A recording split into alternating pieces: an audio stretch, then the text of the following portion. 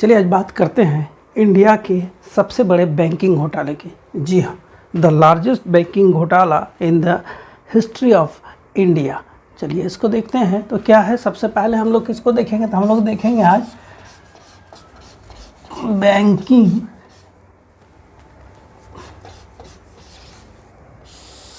Fraud.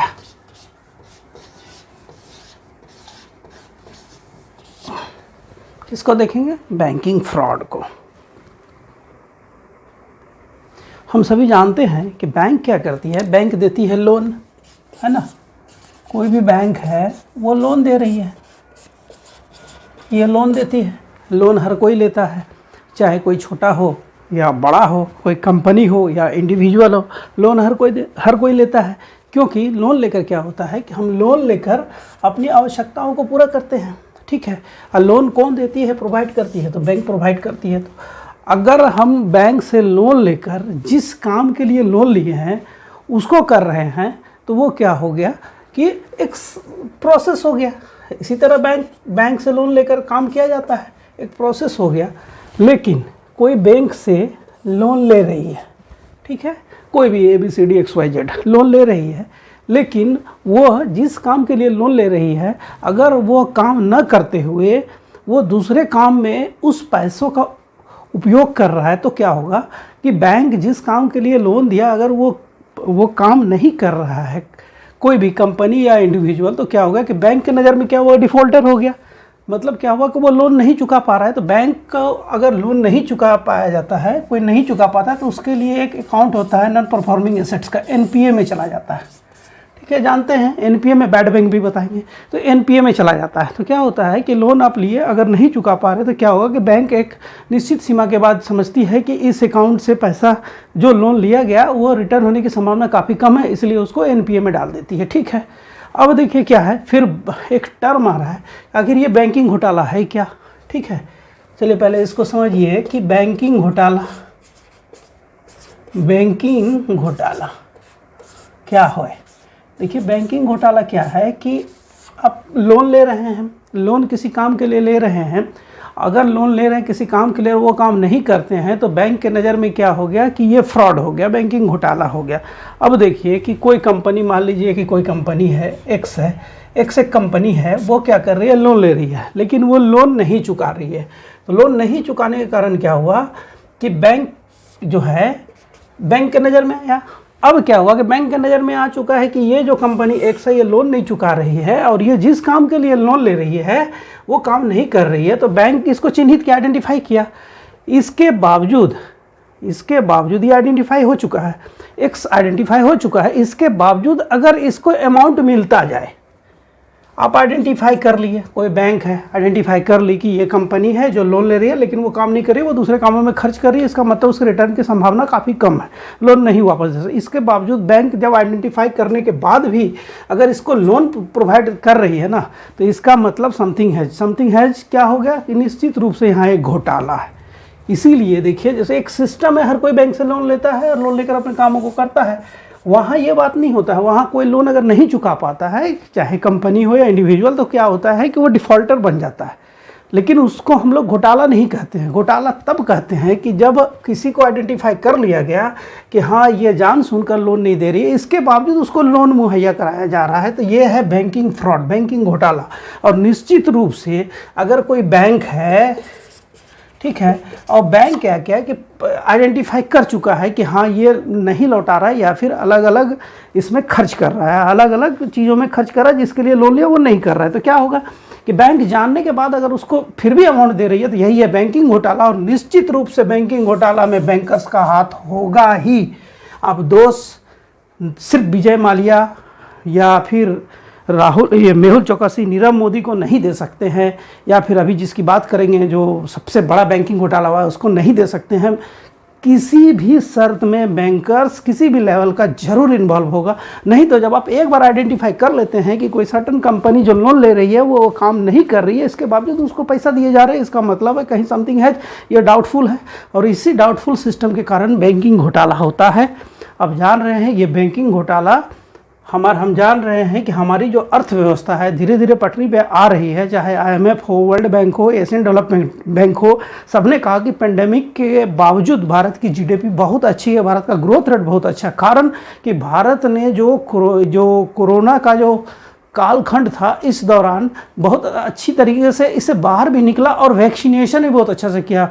World में सबसे ज़्यादा वैक्सीनेटेड लोग इंडिया में हैं। तो निश्चित रूप से अर्थव्यवस्था को स्थिरता मिल रही है कि नहीं, वैक्सीनेटेड है, इसका मतलब यहाँ कोरोना का कोई भी लहर आएगा तो वो जानलेवा नहीं होगा, इससे अर्थव्यवस्था काफ़ी नुकसान नहीं होगा। इसीलिए IMF, वर्ल्ड बैंक, चाहे कोई भी हो, IMF हो, वर्ल्ड बैंक हो, एशियन डेवलपमेंट बैंक हो और बैंक हो, ये सभी क्या करेंगे, नहीं, भारत का GDP बहुत अच्छा है, भारत बहुत तेज़ी से, इसका जो इकोनॉमी है वो तेज़ी से ग्रो कर रहा है। क्या हो रहा है कि इकोनॉमी जो है हमारा बहुत ही तेज़ी से ग्रो कर रहा है, हम आगे बढ़ रहे हैं, हमारा इकोनॉमी आगे बढ़ रहा है, हम डेवलपिंग काफ़ी तेज़ी से कर रहे हैं, हर कोई मान रहा है, हमारा परचेजिंग प्रायोरिटी अच्छा है, हमारा मार्केट अच्छा है, मेक इन इंडिया अच्छा चल रहा है, मेड इन इंडिया अच्छा चल रहा है, स्वाभिमान भारत अच्छा चल रहा है।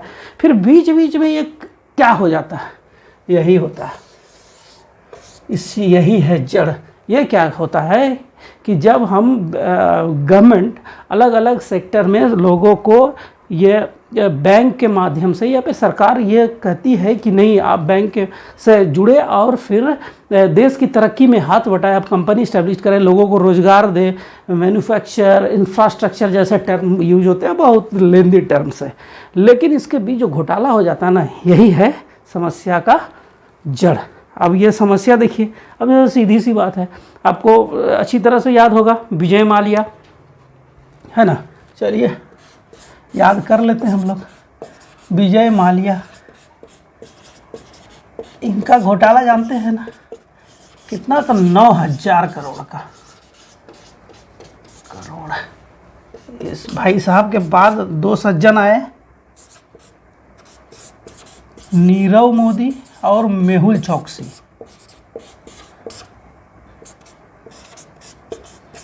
मेहुल चौकसी, इन दोनों का मिलकर जो क्या था घोटाला, कितना, 14,000 करोड़। चलिए अब जो बात कर रहे हैं यही है इंडिया का सबसे बड़ा बैंकिंग घोटाला। जी हाँ, और इसमें इन्वॉल्व हैं ऋषि कुमार अग्रवाल। कौन? इसमें जो इन्वॉल्व हैं वो हैं ऋषि कुमार अग्रवाल।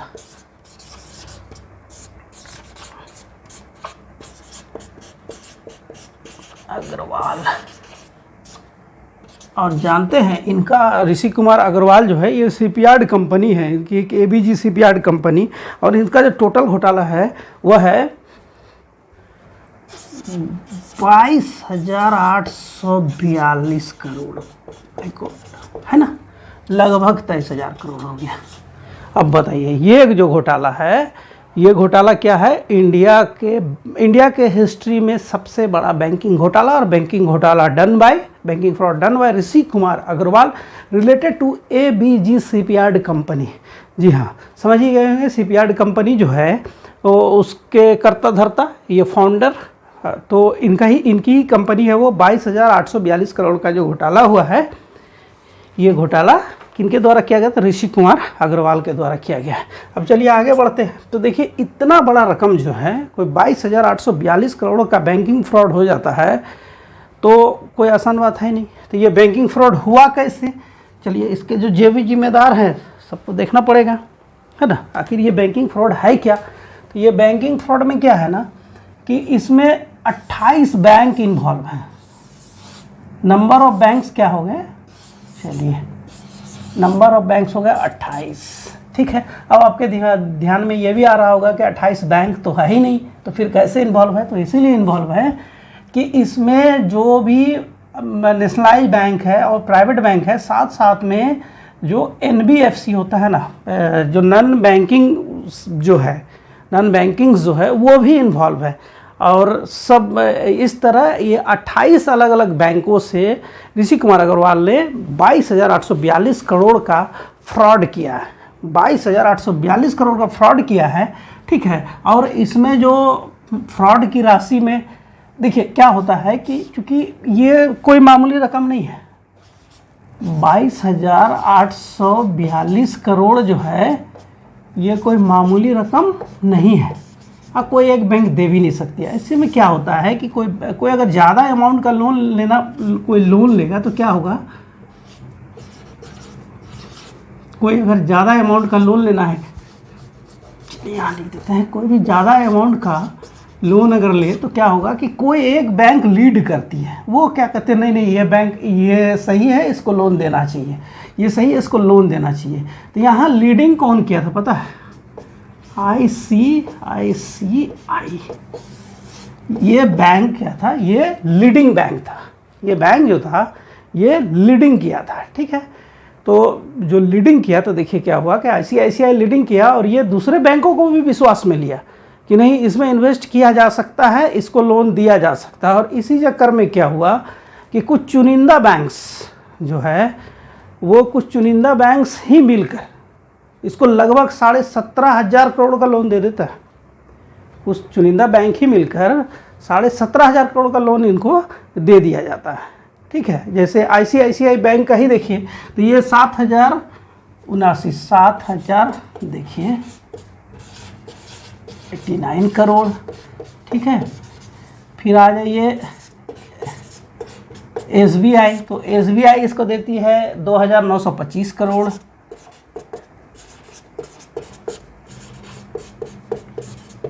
फिर आ जाइए IDBI, तो IDBI देते 3,634 करोड़।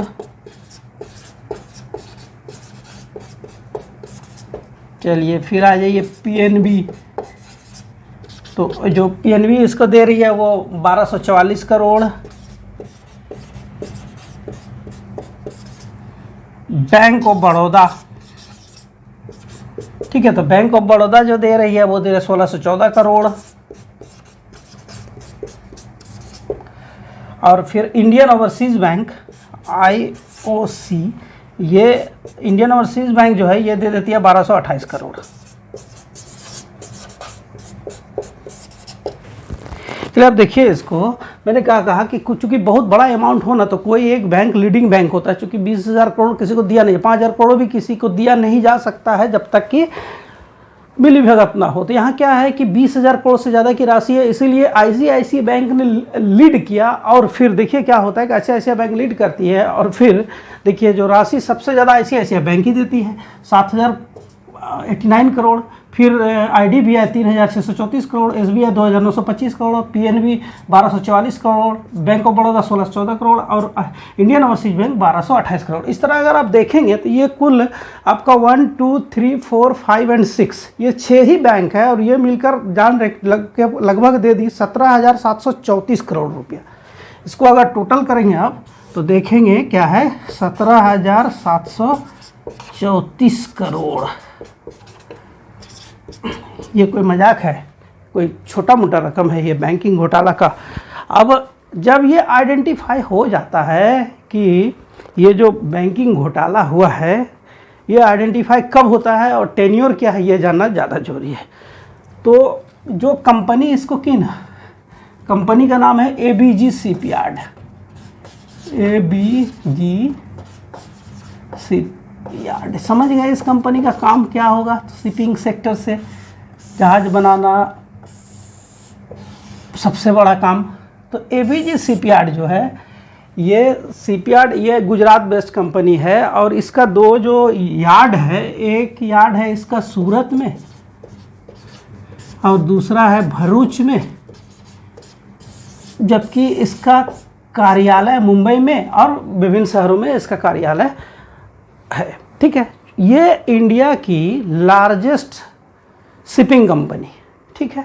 ABG शिपयार्ड इंडिया की लार्जेस्ट शिपिंग कंपनी है जो अपने प्रोडक्शन के लिए और अपने बिजनेस के लिए जाना जाता था, इसलिए इसको लोन भी मिलता गया, ठीक है। लोन आसानी से मिलता गया। अब लोन देखिए ये जो टर्म ये जो घोटाला 22,842 करोड़ का ये है कब का, तो देखिए 2012 से 2017 के बीच। अब बताइए 2012 से 2017 के बीच का ये घोटाला है, ठीक है। और इस दौरान क्या हुआ कि धीरे धीरे बैंक को पहले बैंकों से पैसा लेता गया। बैंक को जब इसमें पता चला होगा, निश्चित रूप से ऐसा ही हुआ होगा, जब पता चला होगा इसका अकाउंट एनपीए में जा रहा है, ये खर्च जिस काम के लिए होना चाहिए नहीं हो रहा है, इसके बावजूद उसको निरंतर क्या हुआ कि रुपया मिलता गया। तो यहाँ निश्चित रूप से कहीं ना कहीं बैंकर्स तो इन्वॉल्व होंगे ही होंगे। किसी भी सत्य में सीबीआई जांच हो रही है, वो आएगा ही आएगा। क्योंकि देखिए, मैं एक छोटा सा एग्जांपल देता हूँ। कोई भी अपना पैसा बैंक में निकालने अगर जाता है तो उसके सिग्नेचर में थोड़ी सी भी 1% भी त्रुटि दिख जाती है तो बैंकर्स आपको घूरने लगता है कि कहीं ये फ्रॉड तो नहीं है। अब आप सोच कर देखिए कि कोई ऐसा व्यक्ति जो बैंक में पैसा जमा किया है, वो 500 रुपया निकालने जाता है और वो अनपढ़ है, उन्होंने अगर ठप्पा लगाया है तो वो बैंकर्स क्या करता है कि उस ठप्पे को देखता है और फिर सामने वाले को ध्यान से देखकर ऑब्जर्व करता है कि क्या ये उतना गरीब है या अनपढ़ है जो कि ठप्पा लगा रहा है, ये खुद पैसा लेने आया है। वो एक एक्सपर्ट जैसा सोचने लगता है। तो आप अपना जमा किया हुआ पैसा अगर बैंक से 500 1000 भी निकालने जाते हैं तो बैंकर्स का ट्रीट आप देख चुके हैं। फिर ये 22,842 करोड़ बैंक कैसे दे देती है? प्रश्न तो उठता है। एक आम आदमी 500 रुपया बैंक से निकालने जाता है तो अगर त्रुटि हो तो नहीं मिलता, थोड़ी सी त्रुटि हो तो नहीं मिलता है, शक की निगाह से देखा जाता है। या 22,842 करोड़ विभिन्न बैंकों द्वारा दे दिया जाता है तो क्या उनकी गलती नहीं है? बैंक की गलती नहीं है? कैसे सवाल नहीं उठाए? सवाल तो निश्चित रूप से उठाया जाएगा और सवाल उठाना भी चाहिए, सवाल उठनी भी चाहिए, उठाना भी चाहिए। देखिए क्या है, ये तो बिल्कुल बैंकिंग फ्रॉड है ही है। बैंकिंग फ्रॉड किया गया है और जान सुनकर किया गया है ये, और यही है इंडिया का देखिए सबसे बड़ा बैंकिंग घोटाला। अब आप सोच रहे हैं कि इंडिया का इतना बड़ा बैंकिंग घोटाला, इंडिया के हिस्ट्री में इतना बड़ा बैंकिंग घोटाला कभी नहीं हुआ, इसके बावजूद राजनीतिक दल शांत क्यों? इसका भी जवाब ढूंढना होगा। राजनीतिक दल इसीलिए शांत है कि देखिए यहाँ क्या है, 2012, तो 2012 में सरकार किसकी थी? मनमोहन सिंह की, ठीक ना, मतलब कांग्रेस। और 2017 में सरकार किसकी थी? तो वर्तमान सरकार नरेंद्र मोदी जी की। इसका मतलब है कि ये घोटाला का जो कालखंड है ना, ये मनमोहन सिंह के समय का भी है और मोदी जी के समय का भी है। अब जब दोनों बड़ी पार्टी, मनमोहन सिंह मतलब कांग्रेस पार्टी और मोदी का मतलब भारतीय जनता पार्टी, अब दोनों पार्टी जब इस घोटाले में कहीं ना कहीं इनके कालखंड में हुआ है, वो इन्वॉल्व हो या नहीं हो अलग बात है, इनके कालखंड में हुआ है, तो दोनों को उंगली दिखाने में या फिर चोट करने में तो शंका है, डाउट है कि नहीं। अगर हम उठाएंगे, अगर कांग्रेस कहेगी कि नहीं आपके समय में ज़्यादा हुआ है, तो कहेगी शुरुआत आपके समय हुआ, हम तो इसको रोक दिए। इसके अगर ये उठाएगी उंगली तो बीजेपी जवाब देगी, बीजेपी उठाएगी तो कांग्रेस जवाब देगी। तो बात यही है कि इतना बड़ा बैंकिंग घोटाला होने के बावजूद अगर मामला ऐसा शांत दिख रहा है तो कुछ तो बात है। और बात यही है कि चूँकि सारी पार्टियां इन्वॉल्व, मतलब पार्टियां इन्वॉल्व नहीं है क्योंकि पार्टियों के शासनकाल के समय ही ऐसा हुआ है, इसीलिए इसमें क्या है कि खामोशी है। तो ये खामोशी अच्छी नहीं है क्योंकि इसके कारण हमारा जो नॉन परफॉर्मिंग एसेट्स होता है ना, एनपीए, ये एनपीए लगातार बढ़ता जा रहा है। और जब एनपीए बढ़ता है ना तो क्या सीधे सीधे अब देखेंगे ना, बैंकर्स, आरबीआई के गवर्नर हो, डिप्टी गवर्नर हो या बड़े बड़े बैंकर अर्थशास्त्री क्या बोलेंगे, एनपीए इसीलिए बढ़ रहा है क्योंकि हम सामाजिक क्षेत्र में, सामाजिक क्षेत्रों में क्या है, गवर्नमेंट का दबाव है। क्या दबाव है कि ज़्यादा से ज़्यादा पैसा दीजिए, ठीक है। सामाजिक क्षेत्रों में या समाज कल्याण के कार्यों में बैंक को एक कदम आगे बढ़ के आना है। मतलब कि एग्रीकल्चर अगर है तो कृषि को लोन देना है, डेवलपमेंट के काम में लोन देना है। तो ऐसे सामाजिक कार्यों में लोन देने के कारण क्या होता है कि वो लोन वापस नहीं आता, इसलिए हमारा एनपीए बढ़ रहा है। एक कारण हो सकता है, यहाँ एक कारण हो सकता है, हाँ सही है, इसके कारण एनपीए बढ़ रहा है। लेकिन कोई ये क्यों नहीं मान रहा, चाहे आरबीआई हो या फिर हर कोई, कि ये बैंकिंग फ्रॉड फिर क्यों बैंकिंग फ्रॉड? ये बैंकिंग फ्रॉड के कारण क्या एनपीए नहीं हो रहा है? क्या बैंकों की स्थिति खराब नहीं हो रही है? कब तक चलेगा ऐसा?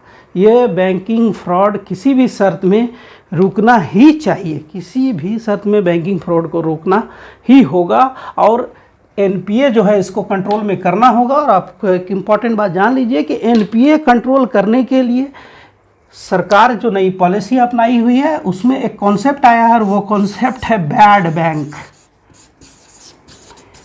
और इंडिया का फर्स्ट बैड बैंक इस्टेब्लिश्ड हो चुका है। ये बैड बैंक का काम क्या है कि बैंकों से एनपीए जो है इसको खरीद लेना और फिर रिकवरी की जिम्मेदारी इसकी होगी, सर्टेन अमाउंट बैंक को मिल जाएगा। इसलिए बैंक का जो एनपीए में चला गया है जिससे कि उम्मीद नहीं है कि वो नॉन परफॉर्मिंग एसेट्स हो गया है, उससे कुछ आ नहीं सकता है, वहाँ से भी कुछ ना कुछ बैंकों की रिकवरी हो जाएगी। इसलिए बैड बैंक का जो कॉन्सेप्ट है इसे सही माना जा रहा है।